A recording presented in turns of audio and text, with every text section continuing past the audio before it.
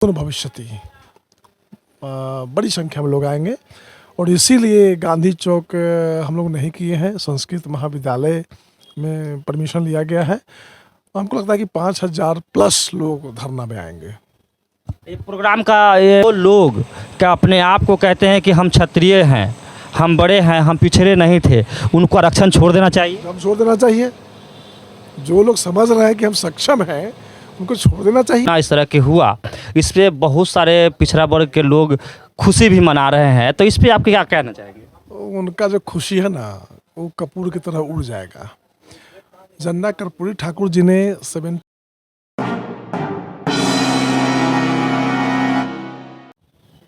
जय भीम, नमो बुद्धाय, जय मूल्यवासी। मैं इंद्रजीत और आप देख रहे हैं सी डी न्यूज। साथियों, अभी हम हाजीपुर में हैं और हमारे साथ एक अति पिछड़ा का बहुत बड़े नेता है और मजबूत नेता है, रामानंद गुप्ता जी हैं। और उनको से हम जानेंगे कि आखिर में गांव-गांव घूम कर के जो कैंपिंग कर रहे हैं और लोगों को जागृत करने का काम कर रहे हैं, जो 14 तारीख का प्रोग्राम है, मैं उनसे आखिर में जानने की कोशिश करूंगा कि कितने लोग उस दिन आएंगे और किस तरह की व्यवस्था रहेगा। जो अति पिछड़ा वर्ग के आरक्षण खत्म हुआ है उस पर कितने लोग जागृत हुए हैं, इस पर भी बात करेंगे हम उनसे। तो चलते हैं डायरेक्ट हम उनके पास। सर, मेरे चैनल में आपका स्वागत है। धन्यवाद। सर, मैं आपसे जानना चाहूँगा कि आखिर में आप जो संगठन है अति पिछड़ा वर्ग आरक्षण बचाओ संघर्ष मोर्चा बिहार, इसके द्वारा जो आप गांव-गांव घूम करके जो कैंपिंग कर रहे हैं, लोगों को जागृत कर रहे हैं, तो मैं आपसे जानना चाहूँगा कि उस दिन कितने लोग पहुँचेंगे हाजीपुर में? देखिए, हम लोग का तो 40% जनसंख्या है पूरे बिहार में और बड़ी आबादी है। ये अलग बात है कि गरीबों की आबादी है, लेकिन बरसों से जो हम लोग को आरक्षण मिल रहा था और जिस प्रकार का एक समाप्त किया गया है, इससे बहुत लोगों में आक्रोश है। और आज हम जंदाहा, देसरी और राजापकर प्रखंड के विभिन्न पंचायतों का दौरा करके भी लौटे हैं, जैसे भी आ ही रहे हैं। तो जिस प्रकार लोगों का जन समर्थन मिला है और आश्वासन मिला है, मेरा दावा है कि इस तरह की महाधरना आज तक किसी पार्टी का हाजीपुर में नहीं हुआ है। हम लोग भूतो न भविष्यति बड़ी संख्या में लोग आएंगे और इसीलिए गांधी चौक हम लोग नहीं किए हैं। संस्कृत महाविद्यालय में परमिशन लिया गया है। हमको लगता है कि 5,000 प्लस लोग धरना में आएंगे। ये प्रोग्राम का ये परमिशन दिया गया है? हाँ, तो परमिशन लेके कर रहे हैं ना, बजाबता SDM के यहाँ हम लोगों ने परमिशन लिया है। तो आगे मैं आपसे जानना चाहूँगा कि आखिर में ये आरक्षण जो खत्म हुआ, तो क्या लगता है आप लोग को आंदोलन करने के बाद ये लागू होगा? बिल्कुल लागू होगा। जनमत के आगे सबको झुकना पड़ता है। और देखिए, जहाँ तक न्यायालय का काम है, जो कानून बना हुआ है उसका अनुपालन कराना उनका काम है, लेकिन कानून बनाना सरकार का काम है। तो हम लोगों का ये मांग रहेगा कि सरकार अविलंब अध्यादेश जारी करे या सत्र बुलाकर, विशेष सत्र बुलाकर कानून बना दे और जो हम लोगों के साथ नाइंसाफ़ी हुई है वो इंसाफ दे। और जब 38 जिला में अति पिछड़ा जागेंगे, संघर्ष करेंगे, तो सरकार को झुकना पड़ेगा, हमारी बातें माननी पड़ेगी, हमारा अधिकार जो है वो देना पड़ेगा। आगे मैं आपसे जानना चाहूँगा कि आखिर में जो आप लोग अति पिछड़ा वर्ग को ही 2 पार्ट में बांटा गया है, एक को अति पिछड़ा कहा गया है और एक को पिछड़ा कहा गया है। तो हम आपसे जानना चाहेंगे कि ये पिछड़ा वर्ग का ही किया हुआ एक नोटिस है कि उसके द्वारा जो है अति पिछड़ा का आरक्षण खत्म हुआ है, और आप लोगों के साथ जो घटना इस तरह के हुआ, इस पर बहुत सारे पिछड़ा वर्ग के लोग खुशी भी मना रहे हैं, तो इस पर आप क्या कहना चाहेंगे? उनका जो खुशी है ना वो कपूर की तरह उड़ जाएगा। जन्ना कर्पूरी ठाकुर जी ने 78 में अति पिछड़ों को आरक्षण दिया था नौकरी में। इसके लिए न जाने कौन कौन सी गालियाँ जन्ना कर्पूरी ठाकुर जी को लोगों ने दिया, लेकिन हम लोगों के मसीहा अति पिछड़ों के, हम लोग नतमस्तक हैं उनके आगे। और जब 2005 में जनता दल यूनाइटेड और भाजपा की सरकार बनी तो आदरणीय नीतीश कुमार जी और सुशील मोदी जी के नेतृत्व में सरकार चल रही थी।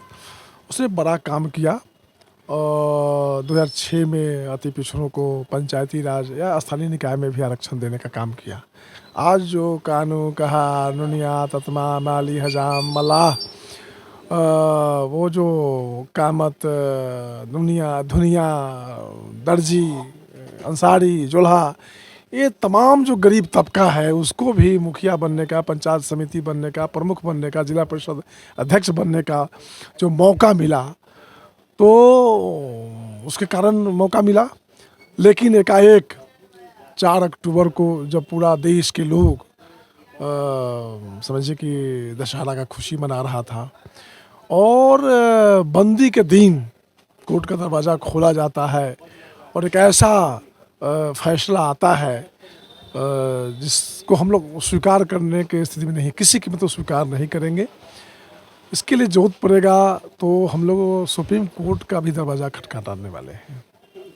लेकिन जो हमारा अधिकार है, आरक्षण जो है सो हमारा अधिकार है, संवैधानिक अधिकार है। पिछड़ों का, दलितों का जो आरक्षण मिल रहा है वो संवैधानिक अधिकार है और ये कोई भीख नहीं है, ये किसी का अनुकंपा पर नहीं है।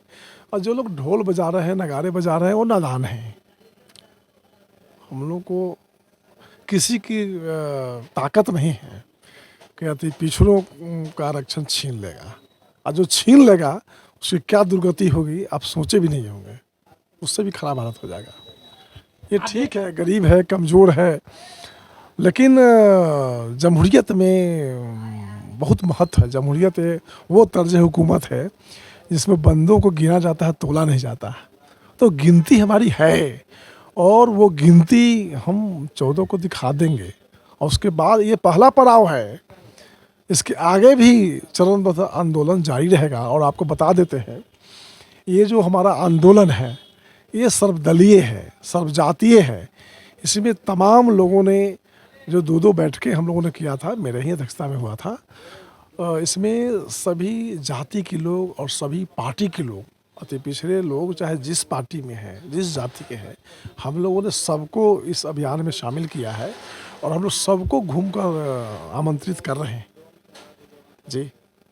आगे मैं आपसे जानना चाहूँगा, जिस तरह की आप बोले कि किसी की दम नहीं है कि आरक्षण हटा दे, कुछ लोग ऐसे भी हैं जो कह रहे हैं कि बाबा साहब संविधान में हमको लिए लिखे ही नहीं, सिर्फ शेड्यूल कास्ट के लिए ही लिखे, जो कि आर्टिकल 340 और आर्टिकल 341 और 342 लास्ट में जाकर के शेड्यूल कास्ट के लिए 342 में आरक्षण बाबा साहब ने शेड्यूल कास्ट के लिए लिखा, लेकिन SC ST और OBC के लिए पहले लिखने का काम किया। इस पे क्या कहेंगे?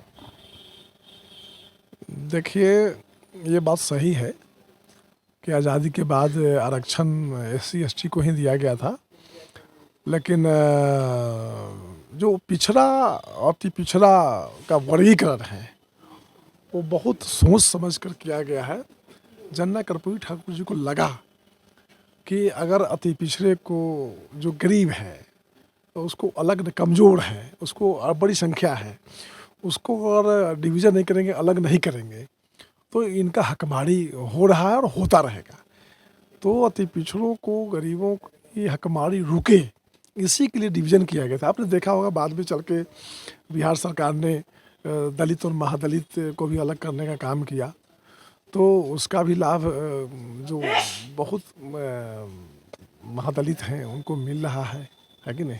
ये तो सरकार लोक कल्याण के लिए रहती है और उन्होंने समझा कि गरीबों को, जो सबसे कमज़ोर है, उसको अलग कर देंगे तो इसको न्याय मिलेगा, अधिकार मिलेगा, मिला भी है।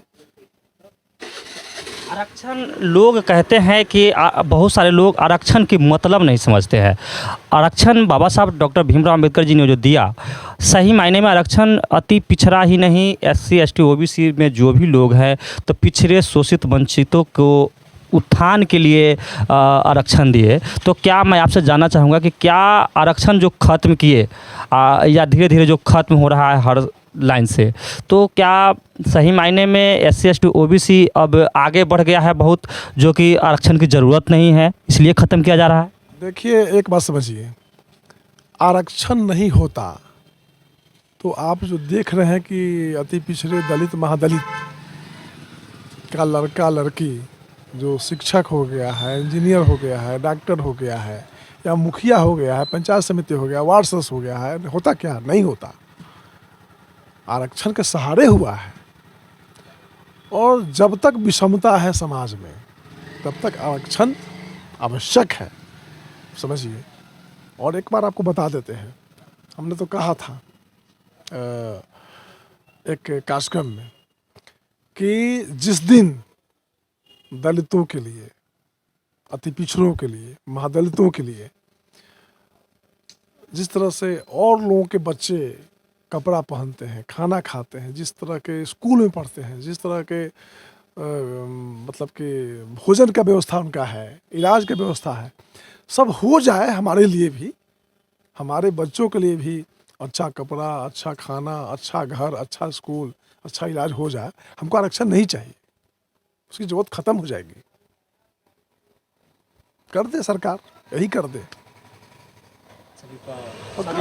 सभी को समान। समान कर दे ना।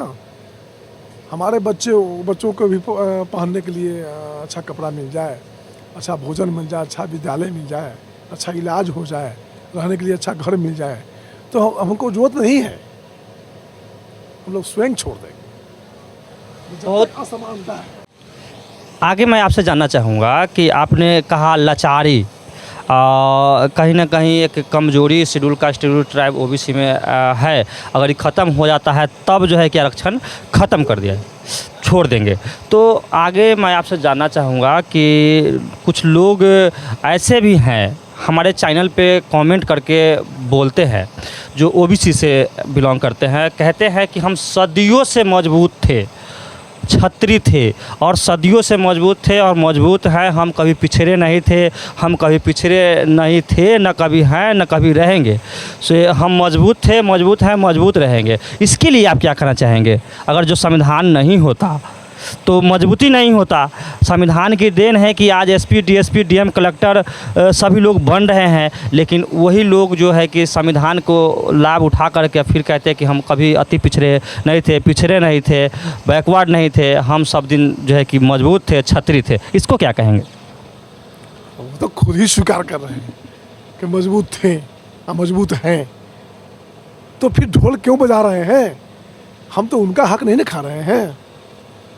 अति पिछड़ा दलित महादलित उनका हक नहीं खा रहा है, उनका संवैधानिक अधिकार है, मिला हुआ है और ख़त्म हुआ है, तो हम लोग उसको पुनः बहाल करने के लिए लड़ रहे हैं, तो ढोल क्यों बजा रहे हैं? जैसे तो मैं आपसे जानना चाहूँगा कि जो लोग कोई भी हो, अति पिछड़ा हो या शेड्यूल कास्ट ही क्यों ना हो, जो लोग अपने आप को बड़े कहते हैं कि हम क्षत्रिय, उनको आरक्षण छोड़ देना चाहिए। हाँ? जो लोग क्या अपने आप को कहते हैं कि हम क्षत्रिय हैं, हम बड़े हैं, हम पिछड़े नहीं थे, उनको आरक्षण छोड़ देना चाहिए। हम छोड़ देना चाहिए। जो लोग समझ रहे हैं कि हम सक्षम हैं, उनको छोड़ देना चाहिए। सरकार में आवेदन दे दें कि हमें आरक्षण नहीं चाहिए। हम अति पिछड़ों को, दलितों को, महादलितों को आरक्षण चाहिए। हमारा 90%, 95% लोग गरीब है, कमज़ोर है, लाचारी में, बेबसी में ज़िंदगी बसर कर रहा है। आप समझिए। आगे मैं आपसे जानना चाहूँगा कि आप ऐसे तो गांव-गांव घूम करके मैसेज दे ही रहे हैं, लेकिन आपसे मैं लास्ट में जानना चाहूँगा कि आप मेरे चैनल के माध्यम से उन लोगों को क्या कहना चाहेंगे जो लोग इस चीज़ को अपने कैटेगरी भी नहीं जानते हैं कि हम किस कैटेगरी में आते हैं और हम पिछड़ा में है कि अति पिछड़ा में है, जाति के नाम से सिर्फ जानते हैं, उन लोगों को क्या कहना चाहेंगे जो लोग आपके धरना प्रदर्शन में ज़्यादा से ज़्यादा लोग आ सके? देखिए, अगर वो समझते अपने अधिकार को तो ये दुर्दशा नहीं होती। ये जो साजिश चल रही है वो यह समझ रहे हैं कि ये कमज़ोर है, क्या करेगा, लेकिन जो हम लोग हैं, लगे हुए हैं। देखिए, ये छपा है पंपलेट, इसके माध्यम से, माइकिंग के माध्यम से और नुक्कड़ सभा करके, बैठकें करके हम लोगों को बता रहे हैं कि कहाँ साजिश है, कैसे से निपटना है, बता रहे हैं और लोग जाग रहे हैं। तो ज़्यादा से ज़्यादा लोग पहुँचेंगे प्रोग्राम में। ऐसा अभी तक आपने कवरेज नहीं किया होगा, उतना बड़ा जन सैलाब आएगा, आपको बता देते हैं। तो आगे साथियों, अभी आप सुन रहे थे जो सर मेरे साथ थे, रामानंद गुप्ता जी, और आपको इन्होंने बताया कि 14 तारीख को 10 बजे से प्रोग्राम रखा गया है और बड़े पैमाने पर लोग पहुंचेंगे और बहुत ही ज़बरदस्त प्रोग्राम का व्यवस्था किया गया है। गांव में जगह जगह जा कर के लोगों से मिलते हैं और समझाने की काम करते हैं। तो अभी इनके साथ थे। हम आग्रह करेंगे जो अति पिछड़ा जो भी हैं, जिनको लगता है कि आरक्षण ज़रूरी है, एक न एक दिन सभी को बारी बारी से नंबर आएगा। इसलिए बारी बारी से अकेले न लड़के सब लोग एक साथ होकर के और इस लड़ाई को मजबूत करें, ताकि सरकार को दबाव में आकर के और फिर से जो अति पिछड़ा का आरक्षण रोका गया है या ख़त्म किया गया है, उसको फिर से बहाल किया जाए। मैं कहना चाहूँगा कि अगर आप मेरे वीडियो पे नए हैं, चैनल पे नए आते हैं, तो चैनल को सब्सक्राइब करें, वीडियो को लाइक करें और कमेंट्स ज़रूर करें कि जो हम सर से अभी बात किए कैसा लगा, और कमेंट के माध्यम से ज़रूर बताएं। वीडियो भी शेयर करें। जय भीम, नमो बुद्धाय, जय मूलवासी, धन्यवाद।